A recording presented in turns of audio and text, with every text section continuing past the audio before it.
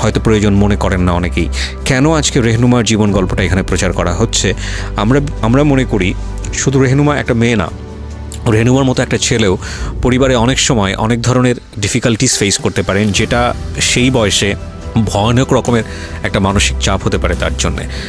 হয়তো আর্থিকভাবে সচ্ছল একটা পরিবার, হয়তো বলা যেতে পারে যে সব কিছুই আছে, ঠিক আছে, সব কিছুই আছে, কিন্তু বাবা মায়ের মধ্যে যে স্বাভাবিক সম্পর্কটা সেটা হয়তো বা সে পাচ্ছে না, কিংবা সে এমন কিছু একটা দেখে ফেলেছে যেটা তার বয়সে সে কোনোভাবেই মেনে নিতে পারছে না, এবং সেটা বিপজ্জনক হয়ে যেতে পারে তার বড় হয়ে ওঠার জন্য। ভয়ানক রকমের ইম্প্যাক্ট তৈরি হতে পারে, যেটা আমরা অনেক সময় বাইরের দেশের অনেক নামি দামি অ্যাওয়ার্ড পাওয়া মুভিতে দেখি।